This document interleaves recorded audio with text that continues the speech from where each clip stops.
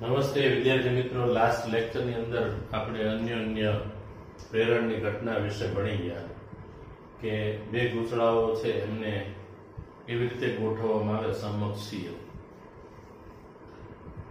કે જેથી એક ગૂંચળાની અંદર આપણે પ્રવાહ પસાર કરીને બીજા ગૂંચળા સાથે ગેલોમીટર જોડી દઈએ તો પહેલા ગૂંચળામાંથી પ્રવાહ પસાર કરવામાં આવે તો પહેલું ગૂંચળું ચુંબક તરીકે વર્તે અને જેની ચુંબકીય ક્ષેત્ર રેખાઓ બીજા ગૂંચળા સાથે સંકળાયેલી હોય છે.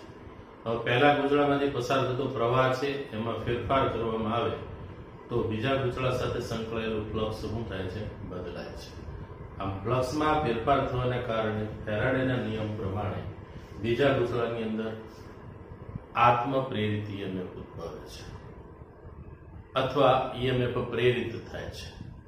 આ ઘટનાને નામ આપવામાં આવ્યું છે અન્ય પ્રેરણ. હવે મિત્રો એને રિલેટેડ એક્ઝામ્પલ્સ છે એ આપણે જોઈએ. ટેક્સ્ટ બુક ની અંદર ઉદાહરણ નંબર 6.9 બે સમકેન્દ્રીય ગોળાકાર ગૂંચળા, એક નાની ત્રિજ્યા R1 નું અને બીજું મોટી ત્રિજ્યા R2 નું, કે જ્યાં R1 એ R2 કરતા ખૂબ નાનું છે અને કેન્દ્રો સંપાત થાય તેમ સમઅક્ષીય મૂકવામાં આવે છે. તો આ પ્રમાણે આપણે વિચારી શકીએ કે બે ગૂંચળાઓ છે ને ગોઠવેલા હશે. એક R2 ત્રિજ્યાનું,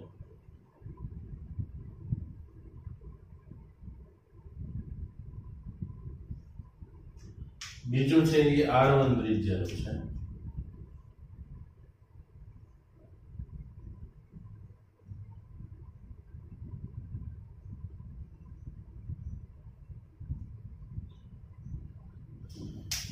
તો એક ગૂંચળાની ત્રિજ્યા છે એ R2 છે અને બીજા ગૂંચળાની ત્રિજ્યા છે એ R1 છે. R2 છે એમાંથી દાખલા તરીકે પસાર થતો પ્રવાહ હું બતાવી દઉં એ I2 છે. તો આ ગોઠવણનું અન્ય પ્રેરકત્વ મેળવો. હવે આમાંથી જ્યારે પ્રવાહ પસાર કરવામાં આવે ત્યારે આની ચુંબકીય ક્ષેત્ર રેખાઓ છે એ R1 ત્રિજ્યાના ગૂંચળામાંથી પસાર થતી હોય છે. તો આનું સોલ્યુશન મેળવે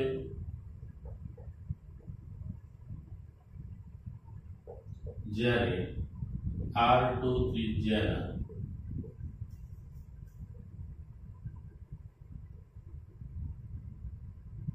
ત્રિજ્યાની મોટી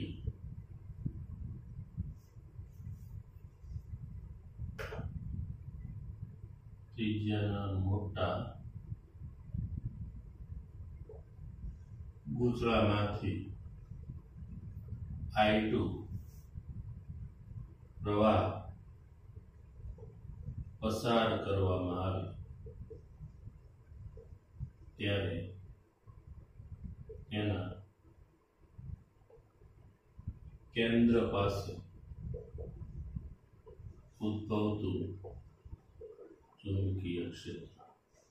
મિત્રો તમે R2 ત્રિજ્યાની મોટી લૂપ છે અથવા મોટું ગૂંચળો છે એમાંથી પ્રવાહ પસાર કરો. બે ગૂંચળાઓ સમકેન્દ્રીય છે, બેના કેન્દ્રો એકબીજા ઉપર સંપાત થાય છે. મોટી લૂપમાંથી પ્રવાહ પસાર કરીએ છીએ એટલે એના કેન્દ્ર પાસે ઉદ્ભવતું ચુંબકીય ક્ષેત્ર એને આપણે B2 કહી દઈએ. B2 is equal to mu0 Ni upon 2. કેન્દ્ર પાસે તીવ્રતા શોધવાનું સૂત્ર છે એ આ પ્રમાણેનું છે. પ્રવાહ અહીં I2 લેવાનું છે. આટાની વાત કરી હોય તો આટા N2 લેવાનું છે. બરાબર. હવે આ ગૂંચળા સાથે સંકળાયેલું ફ્લક્સ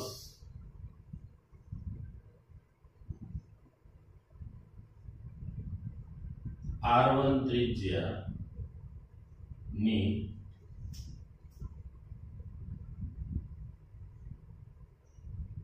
નાની અથવા નાના ત્રિજ્યાના નાના ગૂંચળા સાથે સંકળાયેલ ફ્લક્સ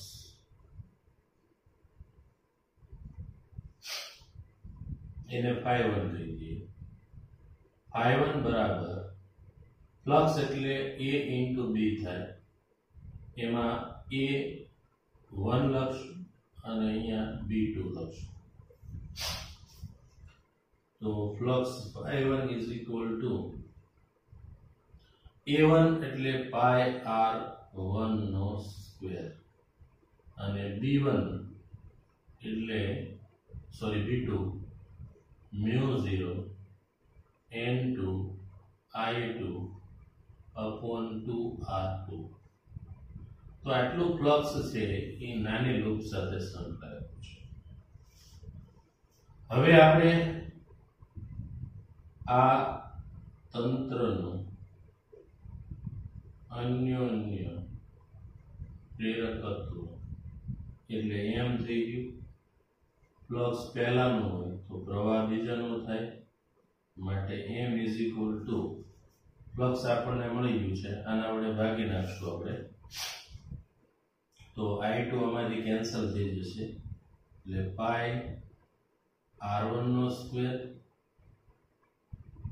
ઇન્ટુ μ0 n2 આખાના છેદમાં 2r2. તો આ બે ગૂંચળાના તંત્રનું આપણે અન્ય પ્રેરકત્વ મળ્યું. લખવું હોય તો m12 લખાશે. તમે m12 મેળવો અથવા m21 મેળવો, બંને તમને સરખા મળવાના છે.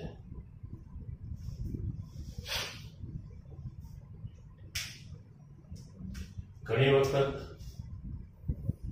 આ ક્વેશ્ચન છે એ પણ પૂછાતો હોય છે.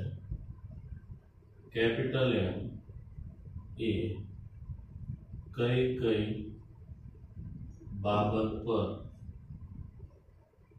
આધાર રાખે છે?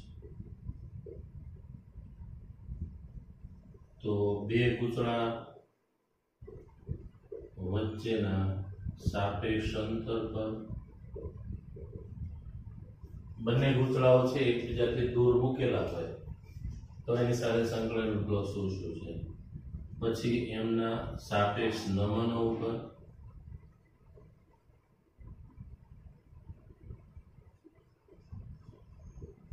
તેમના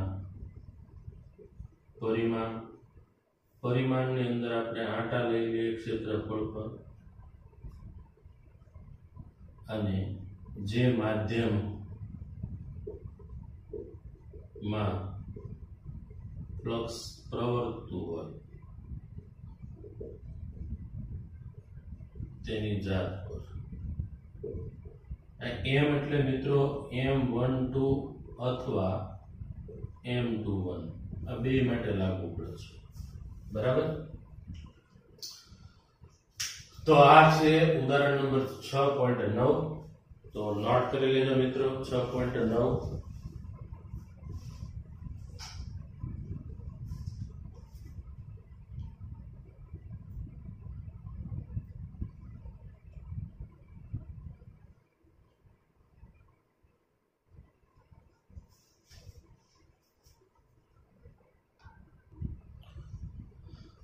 આ જે ઉદાહરણ છે એમાં કોઈ સ્પષ્ટતા કરેલી નથી, એટલે આપણે આંટાની જે સંખ્યા છે એ પહેલું ગૂંચળું હોય કે બીજું ગૂંચળું હોય એમાં એક લઈ લઈશું.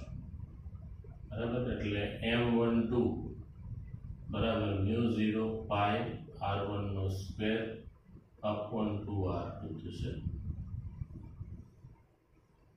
હવે તમે m12 મેળવો અથવા m21 મેળવો તો બંને તમને સરખા મળવાના છે. એટલે આ જે બે સમાન મળે એને આપણે નામ આપ્યું હતું રેસિપ્રોસિટી થિયરમ.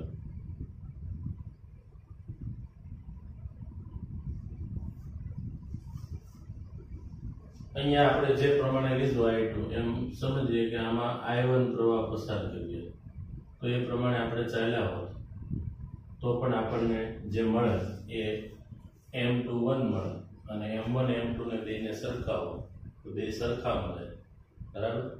માટે બે ગૂંચળાનું તંત્રનું અન્ય પ્રેરકત્વ છે એ આપણને બે કેસની અંદર બંને સ્થિતિની અંદર સમાન મળે છે. હવે આપણે જોઈએ છીએ એના પછીનું નેક્સ્ટ ઉદાહરણ. વિદ્યાર્થી મિત્રો, ઉદાહરણ નંબર 6.10.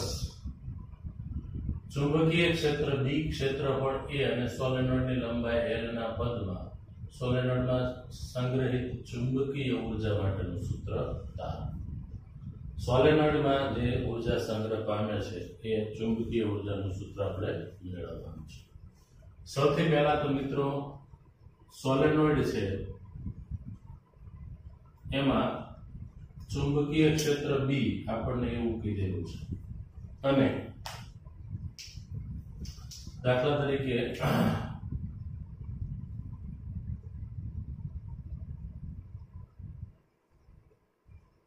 આખો એ સોલેનોઇડ છે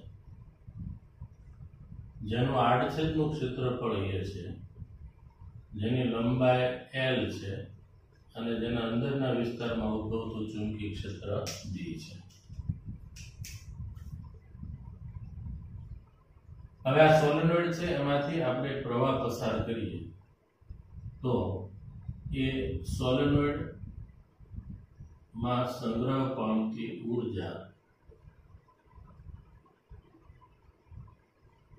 આપણે શોધી કાઢવાની છે.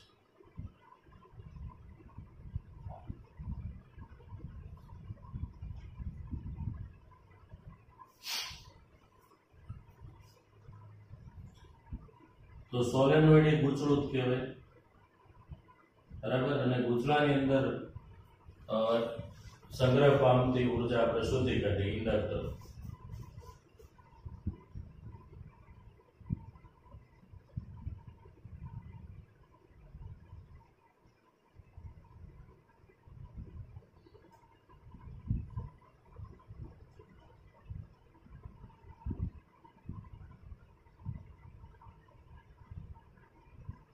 સોલેનોઇડ ના અંદરના વિસ્તારમાં ઉદ્ભવતું ચુંબકીય ક્ષેત્ર B બરાબર μ0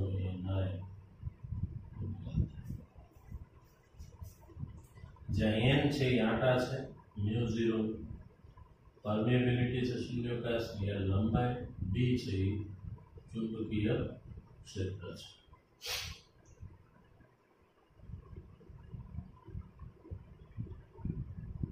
આટલું ચુંબકીય ક્ષેત્ર આપણે સોલેનોઇડમાંથી I જેટલો પ્રવાહ પસાર કરીએ એટલે અંદરના વિસ્તારમાં ઉદ્ભવે છે.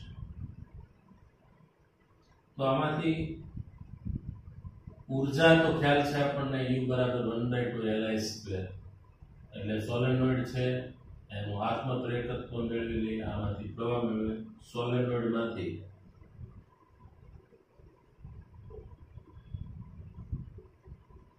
પસાર થતો પ્રવાહ I બરાબર આમાંથી કરતા બનાવી દઈએ B × L ના છેદમાં μ0n.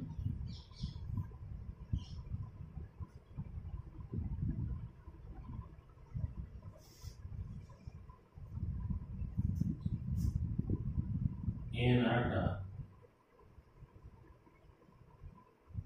L લંબાઈ અને A જેટલા આડછેદનું ક્ષેત્રફળ ધરાવતા સોલેનોઇડનું આત્મપ્રેરકત્વ M બરાબર μ0 n²A/L જેટલું હોય. આ પણ આપણે તારવી ચૂક્યા છીએ, એનો નંબર 2 આપી દો.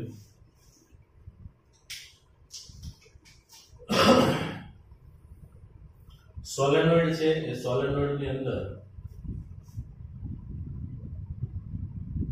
સોલેનોઇડમાં સંગ્રહ પામતી ચુંબકીય ઉર્જા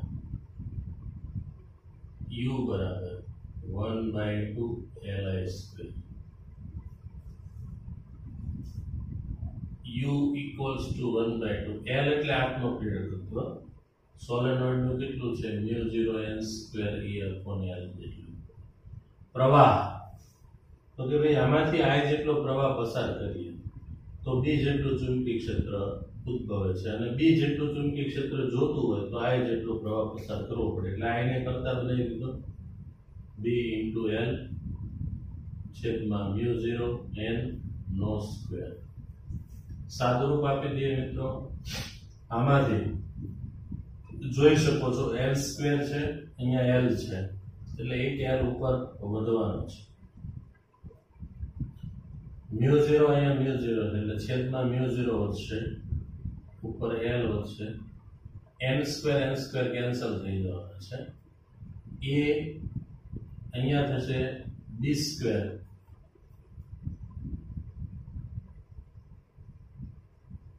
અહીંયા આવશે A જેને હું અહીંયા આગળ લખી નાખું છું. પછી બીજી કોઈ વસ્તુ વધતી નથી. હવે U is equal to B²/2μ0. A into L છે એને આ પ્રમાણે આપણે લખી નાખીએ. આ કોઈ સોલેનોઇડ છે એનું કદ એટલે V એટલે A into L. તો અહીંયા લખાશે U equals to B²/2μ0 into V. V ને આ બાજુ લાવી દઈએ તો U/V થયો. એટલે આમ જોવા જઈએ તો ઊર્જા ભાગ્યા કદ થયું એટલે B²/2μ0. આને નામ આપવું હોય તો ρB લખાય એટલે કે ρB બરાબર B²/2μ0. વ્યાખ્યા લખો છો એકમ કદ દીઠ સંગ્રહિત ઊર્જાની ઊર્જા ઘનતા કરે છે. તો અહીંયા આપણને એકમ કદ દીઠ સંગ્રહિત ઊર્જા મળે છે. બરાબર. અને આજે આપણે સૂત્ર મેળવ્યું કે ભાઈ સંગ્રહિત ઊર્જાનું સૂત્ર કે જે A, L અને B ના પદમાં મેળવો તો અહીંયા આવી ગયું છે આખું સૂત્ર જે એક્ચ્યુઅલમાં આપણો આન્સર થઈ ગયો.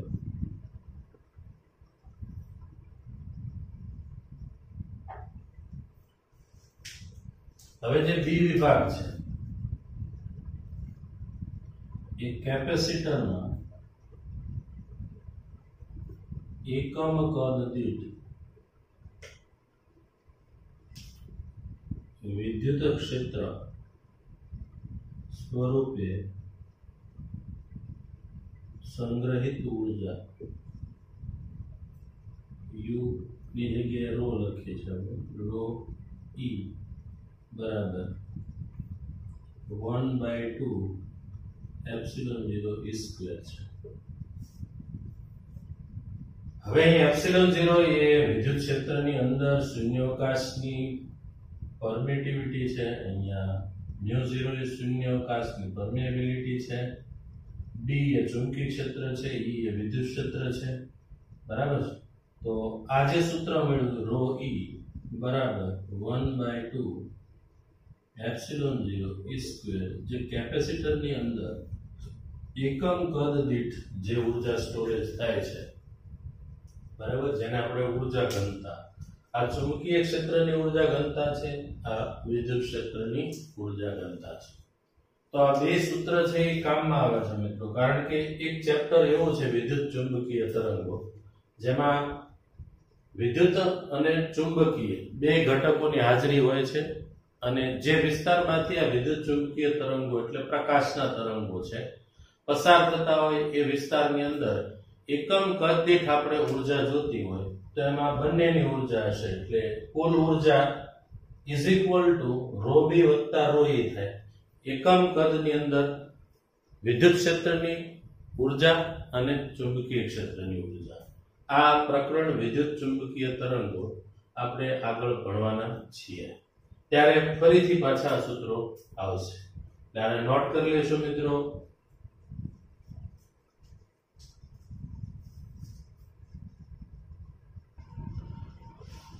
વિદ્યાર્થી મિત્રો, વધારાનો સ્વાધ્યાય છે એનો એક્ઝામ્પલ 6.11. હવે આ જે એક્ઝામ્પલ છે ઓલરેડી સ્વાધ્યાયનો જે ચોથો એક્ઝામ્પલ છે 6.4 એની સાથે જોડાયેલું છે. સ્વાધ્યાય 6.4 માં લૂપ સ્થિર છે તેમ ધારો. એટલે એ એક્ઝામ્પલમાં આપણે જોયું તો લૂપ છે ને 2 સેન્ટીમીટર અને 8 સેન્ટીમીટર જે એની લંબાઈની બાજુઓ છે એને લંબ રૂપે આપણે ગતિ કરાવવાની હતી. પરંતુ ચુંબકીય ક્ષેત્ર ઉત્પન્ન કરનારો જે પ્રવાહ છે વિદ્યુત પ્રવાહ ચુંબકને આપવામાં આવે છે તે ધીમે ધીમે ઘટાડવામાં આવે છે જેથી ક્ષેત્ર હવે પ્રવાહ બદલાશે એટલે બી બદલાવાનો છે. કારણ કે આ જે ધીમે ધીમે ઘટાડવાનો અર્થ એ થયો કે કોઈ પણ જગ્યાએ ચુંબકીય ક્ષેત્ર પ્રવાહના કારણે ઉદ્ભવતું હશે તો મેં તમને જાણ કરેલી છે, અગાઉ પણ કીધેલું છે કે બી નો સંબંધ છે એ આ રીતે આઈ સાથે હશે અને ફ્લક્સ સાથે આ રીતે હશે. એટલે ઓટોમેટિકલી આ લૂપ સાથે સંકળાયેલું ફ્લક્સ શું થવાનું? બદલાવાનું. ફ્લક્સ બદલાય તો ફેરાડેના નિયમ પ્રમાણે ઈએમએફ છે ઉદ્ભવે છે. જેથી ક્ષેત્ર તેના પ્રારંભિક મૂલ્ય 0.3 ટેસ્લા થી 0.02 ટેસ્લા પર સેકન્ડના દરે પ્રારંભિક મૂલ્ય એટલે બી આપણને આપી દીધો છે સ્ટાર્ટિંગ એ 0.3 ટેસ્લા છે. 0.02 ટેસ્લા પર સેકન્ડના દરે ઘટે છે. એટલે અહીંયા એકચ્યુઅલમાં આ તમને dB/dt આપેલું છે. સમય સાથે ચુંબકીય ક્ષેત્રમાં થતો ઘટાડો. જો કાપો સાંધી દેવામાં આવે, ઇક્વેશનમાં આપણને એક નાનો કાપો કીધું હતું એને આપણે સાંધી દેવાનો છે. અને લૂપનો અવરોધ છે એ 1.6 ઓહમ હોય તો લૂપ દ્વારા ઉષ્મા સ્વરૂપે પાવરનો કેટલો વ્યય થાય છે અને આ પાવર છે એ આવ્યો ક્યાંથી? બરાબર. તો વિદ્યાર્થી મિત્રો, આટલી વિગતો આપણને આપી છે અને પાવર આપણે શોધી કાઢવાનો છે. સૌથી પહેલા તો dB/dt આપેલું છે. આ લૂપ છે એનું ક્ષેત્રફળ આપણને ખબર હોય એના ઉપરથી આપણે મેળવી શકીએ. સૌથી પહેલા તો આ લૂપ છે એની સાથે સંકળાયેલું ફ્લક્સ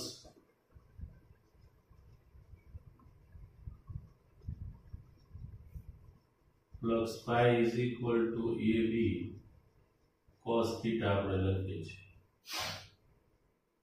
અને થીટા ખ્યાલ છે કે આપણે ચુંબકીય ક્ષેત્ર છે અને આ લૂપનો સમતલ ક્ષેત્રફળ સુધી જેના સમતલને લંબ હશે એટલે A અને B તે સમાંતર થવાના છે એટલે થીટા 0 થશે એટલે cos 0 is equal to 1 થશે. now flux phi is equal to AB થયું. A એટલે ક્ષેત્રફળ છે, B ચુંબકીય ક્ષેત્ર છે. હવે આ જે ઇક્વેશન છે એનું t ની સાપેક્ષે વિકલન કરી દઈએ. વિકલન કરશું એટલે અહીંયા લખાશે dϕ/dt. અહીંયા એ એમ નામ રહેશે, અહીંયા લખાશે dB/dt. dϕ/dt એટલે ફેરાડેના નિયમ પ્રમાણે ફ્લક્સમાં ફેરફાર થાય તો EMF ઉદ્ભવે છે. એટલે E બરાબર માઈનસ, અહીંયા એકચ્યુઅલમાં માઈનસ E મૂકવાનો આવશે, A dB/dt. બીજી એક તમને અહીંયા ચર્ચા કરી દઉં કે અહીંયા ચુંબકીય ક્ષેત્ર છે એ ઘટે છે. તો ઘટતું હોય તો dB/dt ઘટાડાનો દર છે અને આપણે ઋણ બતાવી દઈએ તો E ઇક્વલ ટુ માઇનસ એ કાઉન્સની અંદર માઇનસ dv બાય dt, તો માઇનસ માઇનસ થઈ જશે પ્લસ એ એટલે લંબાઈ ગુણ્યા પહોળાઈ એટલે 2 ગુણ્યા 8 અને dv બાય dt એ આપણને આપી દીધું છે 0.02.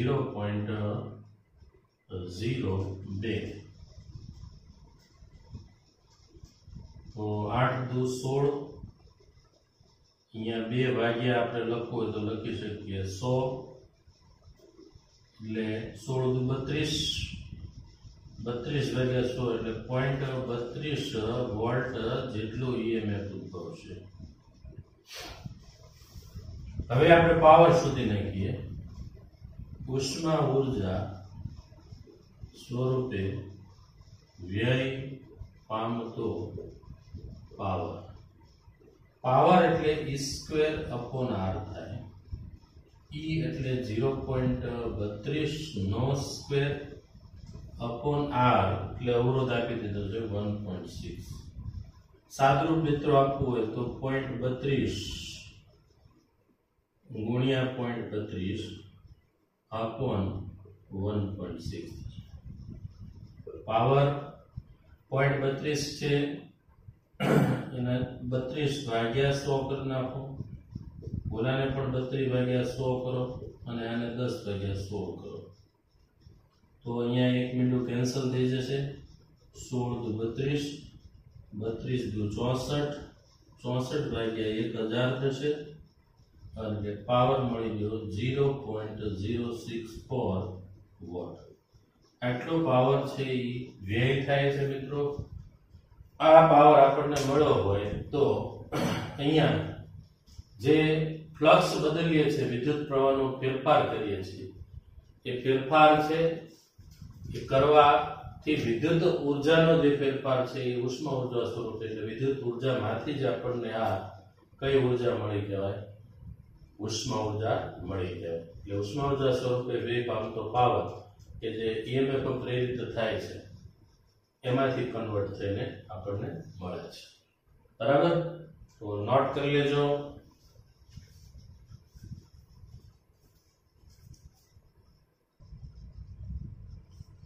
વિદ્યાર્થી મિત્રો 6.15 ઉદાહરણ આશરે તેનું એક્ઝામ્પલ્સ છે. 30 સેન્ટીમીટર લંબાઈ એટલે L બરાબર 30 સેમી છે, यानी 0.30 मीटर थયું. 25 સેમી સ્ક્વેર આડછેદનું ક્ષેત્રફળ છે.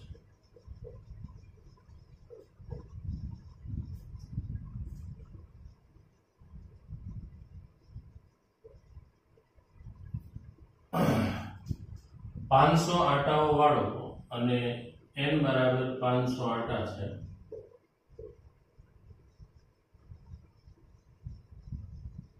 એરપોર્ટ સોલેનોઇડ એટલે અંદરના વિસ્તારની અંદર હવા છે, એમાંથી 2.5 એમ્પિયર નો વિદ્યુત પ્રવાહ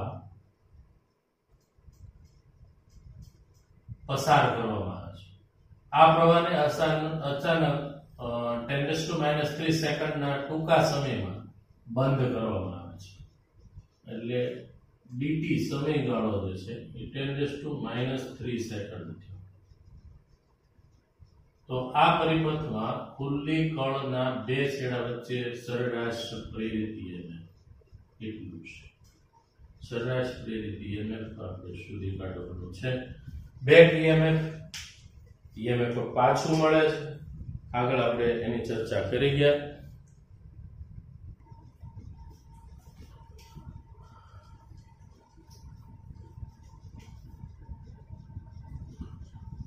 તો બેક સરેરાશ પ્રેરિત EMF એટલે રચના કદાચ એવી હશે કે દાખલા તરીકે આ કોઈ સોલેનોઇડ છે,